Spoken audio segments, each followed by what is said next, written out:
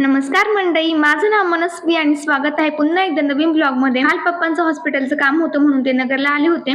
त्यानंतर रात्री रूमवरतीच मुक्काम केला त्यांनी आणि दुसऱ्या दिवशी आम्ही त्यांना बस स्टँडला सोडवायला गेलो होतो. बस स्टँडला एवढी भयंकर गर्दी होती, असं वाटत होतं आज सगळं नगर बस स्टँडवरती आले. फायनली बस भेटली, पप्पांना बसून दिलं आणि 3 वर्षांमधून पहिल्यांदा नगरच्या AMT मध्ये प्रवास केला. तो डायरेक्ट रूमवरती गेला आणि मी आले कापड बाजारामध्ये. महिला मंडळ आधीच माझी वाट पाहत थांबले होत्या कापड बाजारात. आम्हाला शॉपिंग करायची होती, खूप दिवसांपासून चाललं होतं. आज फायनली मुहूर्त निघला होता. आम्हाला थंडीसाठी कपडे घ्यायचे होते, जर्किंग, स्वेटर वगैरे असं घ्यायचं होतं. सो तेच पाहत होतो. पहिल्या दुकानामध्ये क्वालिटी प्रमाणे त्यांच्या प्राइस खूप जास्त वाटल्या म्हणून दुसऱ्या दुकानांमध्ये आलो. पहिलं वाला मला खूप आवडलं होतं पण ते साईज मध्ये मला काही येत नव्हतं. मग हे दुसरं ट्राय केलं, फायनली ते घेतलं. त्यानंतर यांना टॉप घ्यायचे होते, सो ते पाहायला आलो. पण पोरी ना अख्ख्या कंटाळून गेले होते फिरून फिरून. आता यांच्या ना एका रूममेटचा बर्थडे, गिफ्ट काय द्यावं यांना सुचत नव्हतं. यांना म्हणलं तुम्ही इयरमफ घ्या, कारण सध्या एवढं ट्रेंड मध्ये आहे. पोरीला एवढं क्यूट दिसतं ना, मग काय लागले हाते मी पण चान्स मारून घेतला. आता हे जॅकेट मला हातामध्ये घ्यायचं कंटाळा आला होता म्हणून मी डायरेक्ट घालून घेतलं. त्यानंतर इथून हिला बाय बाय केलं, कारण ही दुसऱ्या हॉस्टेलला राहते आणि त्यानंतर आम्ही पण आपापल्या निवासस्थानी जायला निघालो.